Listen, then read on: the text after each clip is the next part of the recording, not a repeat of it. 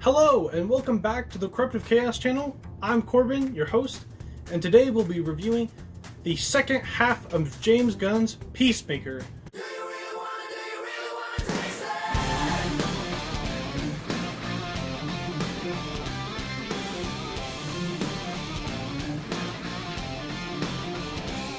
So, James Gunn's Peacemaker has finally finished on HBO Max. It has been a terrific ride thus far. I think this will be a very spoiler-heavy review of episodes 5 through 8. So, the finale and all the spoilers that may set up a future season, which has been announced actually.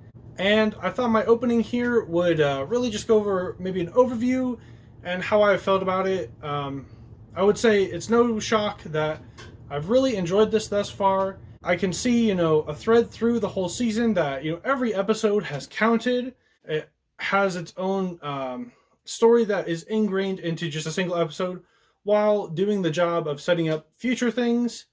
There are great setups and payoffs. Things are happening. This isn't a show that sets up things just to have them potentially be resolved seasons or years down the line. James Gunn's writing is really impressive. Of course, from my first half review, I mentioned that he wrote every episode, which is the case. He directed 5 of the 8 episodes.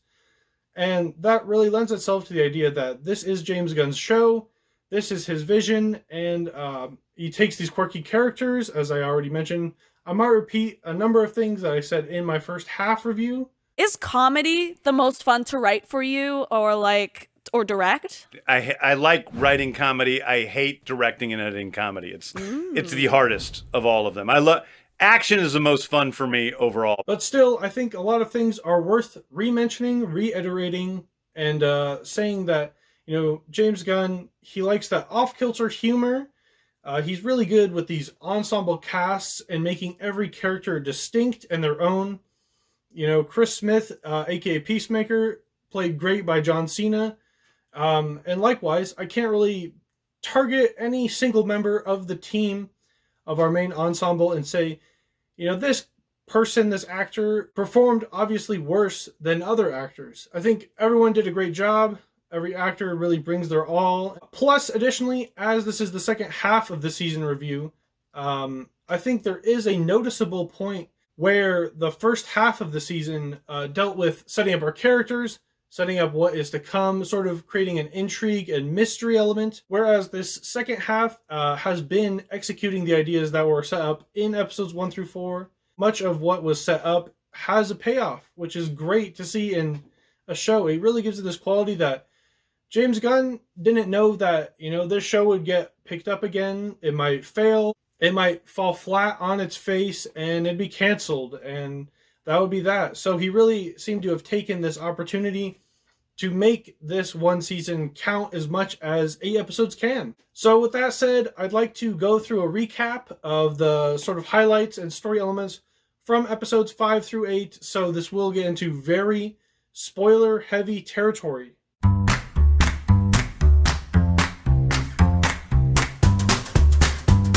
So, just to remind everyone, our team is made up of Chris Smith, aka Peacemaker, the titular title character, along with Adrian Chase, aka Vigilante, who is Peacemaker's sort of self-prescribed BFF, and Adebayo, who is Amanda Waller's daughter, which is revealed to much of our cast of characters in episode 7, actually. Plus, we have Amelia Harcourt, who is this sort of stone-cold character who really contrasts herself with Adebayo. And then we have John Economos, who is sort of our tech guy who sits back in the van while the rest of the team is on the missions usually, and he's the guy with the headphones, giving up information as things go along. I think everyone is really hilarious in their own unique way, and the types of humor used are not the same uniform throughout all of the cast of characters. And of course, lastly, we have Clemson Mern, who was our team's leader, who, at the end of episode 4, was revealed to be a butterfly. That was our big cliffhanger for that episode. So, on to episode 5, named Monkey Dory. The team is able to find the supply hub chain where the butterflies are getting their only food source, which is an amber fluid. and we can find out that this is the hub which is being used to ship out all of the food source to the butterflies throughout the United States or world. It's not totally clear, but it doesn't really need to be. And in this episode, John Cena's character really belittles Economos for putting his dad, Augie Smith, in jail. You fucking suck at PowerPoint, Diebeard! Yeah, well, you can do it next time. It's not like I enjoy doing this. Yeah, you do. Yeah, it's amazing the incredible amount of time you put into this presentation and how incredibly shitty it still is. Okay, Peacemaker, shut up. Dude, I didn't mean to put your father in prison. Then why'd you put him there? But later on in the episode, we do get these real moments of bonding between our team, which hasn't happened that much thus far. And that's because of the success of taking down this warehouse shipping hub, which is really the whole purpose of episode 5. I think one of the most shocking and schlocky and ridiculous moments or scenes comes from this episode is when a butterfly-infected gorilla actually attacks our team and basically knocks out everyone on the mission except for Economos, who comes in with a chainsaw and splits that gorilla in two nearly.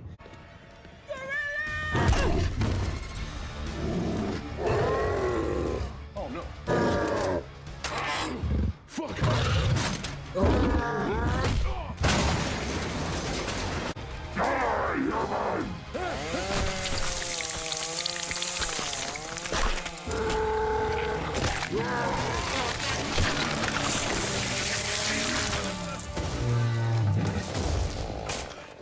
It lends itself to a lot of humor, and I was not expecting that from this show. It kind of makes sense, knowing James Gunn's past work and how schlocky and gory and absurd things can get. I mean, what a ridiculous scenario that only could have come from the mind of James Gunn.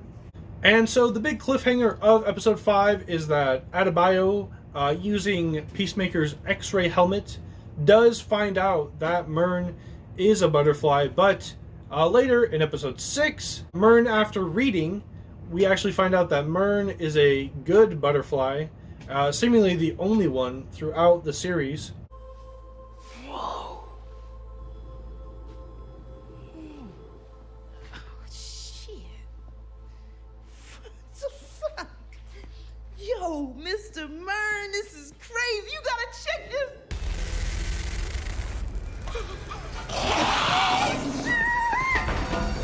And really, the butterflies are here as a sort of parasite.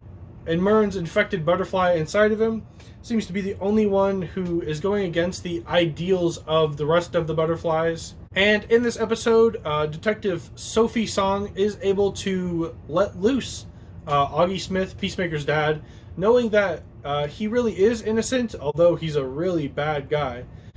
Innocent of the crime that he was originally arrested for, that happened back in episode 2 with the apartment complex. Activate sonic boom!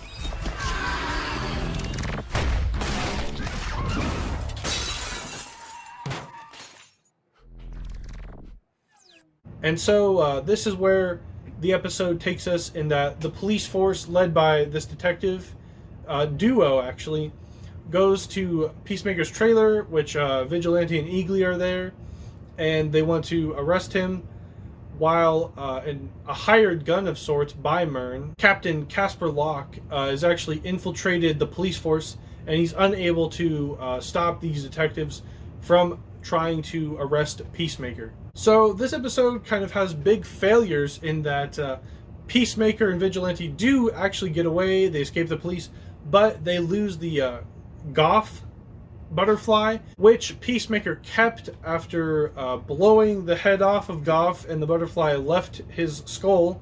Pretty graphic moment, which I mentioned in my first half review. And so meanwhile, Augie Smith, Peacemaker's dad, goes back with his racist gang. He tries to cobble together this team, I guess, because of course he is the White Dragon supervillain, with the sole intent of eventually killing his son, Chris Smith.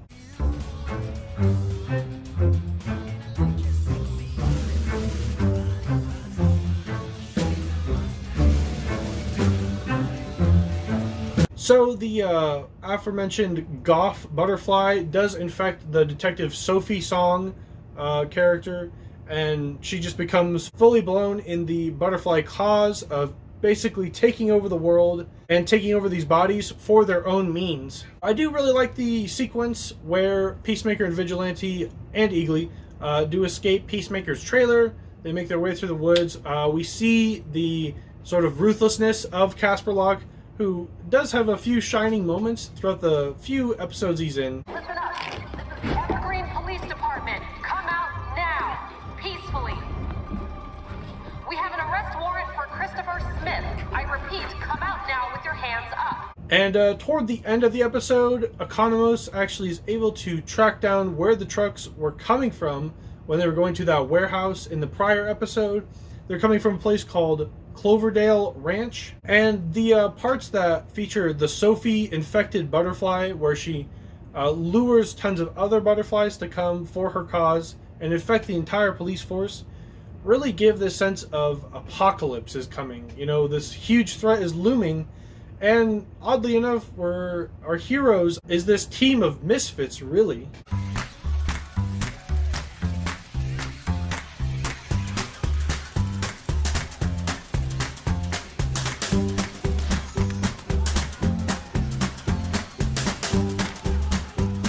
So that then leads us to episode 7, Stop Dragging My Heart Around, which of course is intended to mean the White Dragon, Peacemaker's father, which is our big confrontation episode between those two characters. Plus, at the beginning of that episode, we get to start getting a sense of Chris Smith's backstory of when he was a kid. Why does Peacemaker have all of this baggage that we even saw back in the Suicide Squad? It is revealed that he killed his brother Keith when they were children. They were best friends, and his dad has never let go of that ever since, even though it does not seem to be Peacemaker's fault. He grew up in, the definition of a white trash type of family. He was sort of encouraged by his dad to fight and beat up his brother. So really, White Dragon, aka Augie Smith, and his gang of bigots falling behind him in their hooded masks, attack Peacemaker, Vigilante, and Economos and Eagly while they're in their van heading to that ranch without the team members of Adebayo and Harcourt. And that's really because Harcourt goes to confront Adebayo because she finds out that, one, Adebayo planted this diary in Peacemaker's trailer, and two, that Adebayo is actually Amanda Waller's daughter. That really lends itself to tension between those two characters. Harcourt doesn't really trust Adebayo, and she thinks that she always had these nefarious intentions. Then, on the other side of the episode, going back to Peacemaker and company, I think this is a whole funny sequence, really, fighting between these racists in a mob led by his father, Augie, and that's because they're, totally inept. There's just some really ridiculous shots where this gang of people are chasing after Peacemaker and Vigilante and Economos, and they just come out through the woods and seemingly have no weapons of the sort to attack them with. It just looks absolutely ridiculous. Then, going back to Harcourt and Adebayo, they find out that the police, all infected by this point by butterflies, have killed Myrn just in their apartments that they've all lived at next door, and they do escape, not though without any harm. And that's because mostly Harcourt, but partly Adebayo, get into a really great fight sequence with Judo Master, who we really haven't seen much of throughout the second half of the season. He was a really fun character in episode 3 or so, but he's had a few shining moments. Ding dong, bitches! Oh, you gotta be fucking kidding me right now.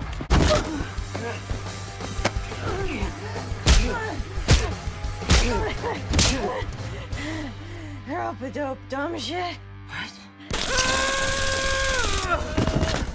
And then beyond that, they are able to escape. So then moving back to Peacemaker and that squad, this is where we get a huge emotional moment. The second half seems to have filled itself with these more dramatic scenes with our characters, primarily Peacemaker, where he does have to kill his dad. And This is someone who he probably wanted to make up with, but it didn't end up going that route. So instead, he has to do the hard thing and pull the trigger, killing the white dragon, because the world is at stake and he doesn't have time to deal with this sort of B plot that has existed throughout the season thus far. Piece of shit for listening to you for all those years. I'm a piece of shit for not killing you in your sleep. You hit like a girl.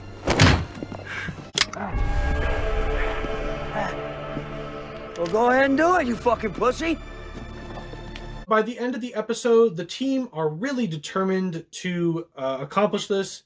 They meet up together finally after being split up for most of episode 7 and are ready to take down this cow that is revealed at the end of episode 7 and go to this barn underground and destroy these butterflies once and for all.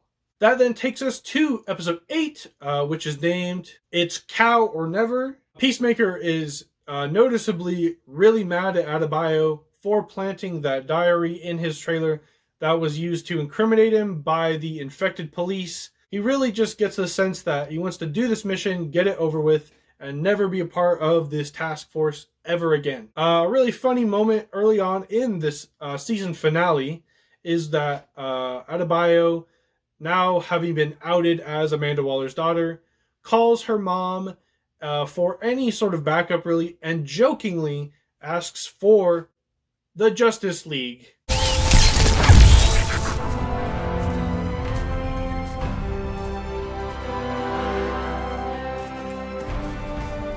You're late, you fucking dickheads. Of course, not to jump too far ahead in the episode, the Justice League, of course, do make a cameo. I think that's been the big spoiler-ish moment that occurs toward the end of the episode. Mostly shadowed and grayed out, so you can't really make out the actor's likeness who is meant to have played that character. But then we end up cutting to a little banter moment between the Flash and Aquaman. I'm so fucking sick of that rumor. It's not a rumor. Fuck you, Barry. Which, you know, this was really just for fans, I think, who love going, oh, I know those characters. And it almost felt like James Gunn has this ambivalence toward these mainstream known characters because he loves playing with these obscure characters so much. So that really gave it the sense that he might be poking fun at them.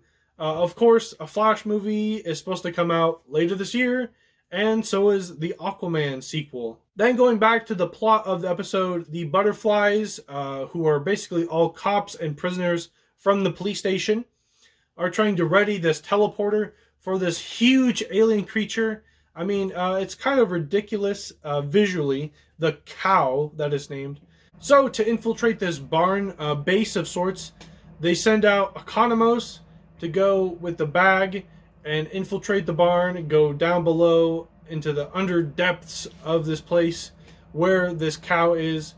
He has one of Peacemaker's helmets, special helmets, in the bag to be used as a weapon. It's actually the sonic boom helmet, which we saw back in the earlier part of the season at the apartment complex where Peacemaker had to kill the first butterfly that he encountered. Economos really shines within this little snippet moment of episode 8.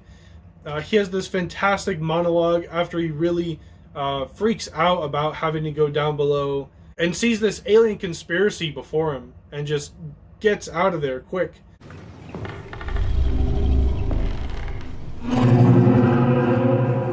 Oh, no.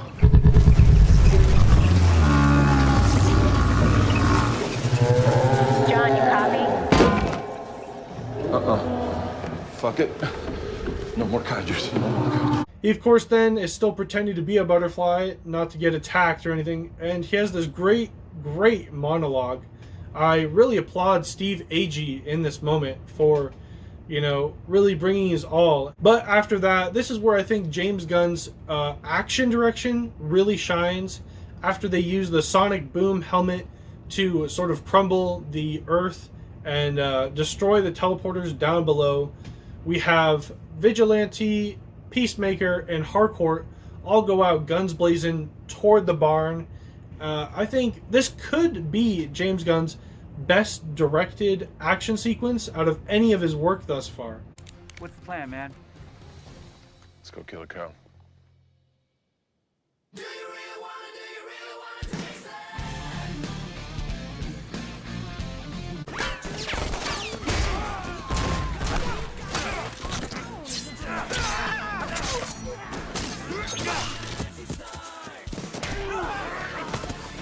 Here with that trio of characters, I think this is also where James Gunn is able to craft genuine stakes for a character. You don't know if a character is going to live or die, especially since we just saw one of our seemingly main characters, Myrn, die just recently. Those three actually kind of fail in the action sequence. And so as they're kind of failing, Adebayo notices this along with Economos by her side, and she actually gets a kind of a moment to shine as well. Guns blazing, attacking the butterflies, and is able to go down wearing one of Peacemaker's helmets, which allows her to act as a human torpedo, which is completely absurd. And that's actually how Peacemaker and Adebayo are able to defeat the cow. He activates the human torpedo aspect of the helmet, and she just shoots right on up into this huge alien creature, and that's it. The food source for these butterflies is cut off. Activate human torpedo. What?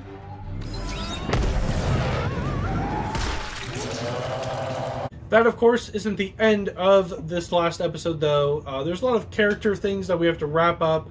Everyone does kind of go their separate ways, which surprised me, but that could be because Adebayo actually outs her mom, Amanda Waller, and Task Force X, and what she's been doing at Belle Reve Prison. It's kind of assumed that Peacemaker's a free man. Economos goes back to working for Amanda Waller, seemingly, while Hardcore is recovering, and Vigilante is also free to do whatever he wants. While this is a season 1 finale and season 2 has been announced, you do get a kind of conclusion in this episode.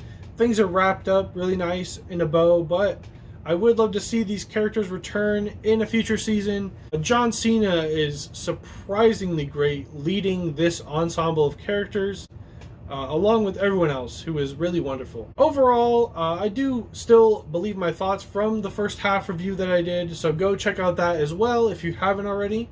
This is very comedic, and I thought the first half had more comedy and it was more setup, so maybe it had to rely on the comedy and the character motivations and relationships that we're building, because here in the second half, we get a lot more drama. There's a lot more characters being down at their seemingly worst moments. I'm really happy that DC, HBO, and Warner Brothers alike have allowed James Gunn to really do whatever he wants. He seemingly had free reign with this series. And it only makes me wish that this DC cinematic universe, or what's left of it anyway, had someone like this maybe at the helm to be able to produce all of these movies, to plan them out. Because after the failed Zack Snyder-led universe, things have fallen apart. There is inconsistency in these movies. Peacemaker is totally different in tone and plot and motivation on why it exists than something like Man of Steel or Batman vs. Superman or Justice League. They enter the human body through one of its orifices and burrow through the brain, where they're then in control of the body. They go through the butt? Superman's an alien. He's got a poop fetish. What? Get the fuck out of here. Oh, yeah. He uberliebe's the old shiz, as I understand it. Where do you get this nonsense? Get to No!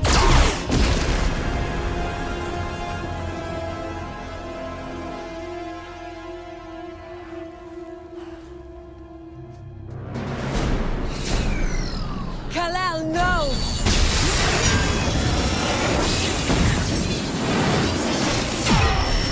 Well, I guess that means we'll just see what happens later in the year. Is The Flash going to retcon things? Who knows? But I won't be giving this show a number rating per se. I think with TV, I might just be giving a straight recommendation or stay away from it review. And this is a hard recommendation. I watch quite a number more movies than I do television, but I don't regret watching this. This, a lot of people say that you know, this particular show felt like a movie. And I always think that's hyperbole or exaggerated. Whereas here, you know, this season 1, with the production budget it had, it looks great.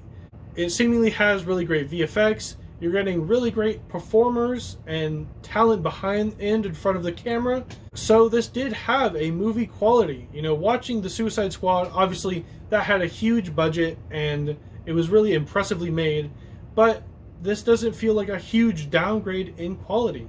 So, thanks for watching this review, everyone. I hope you enjoyed. There'll be more reviews soon, and I hope to see Season 2 in the near future of Peacemaker.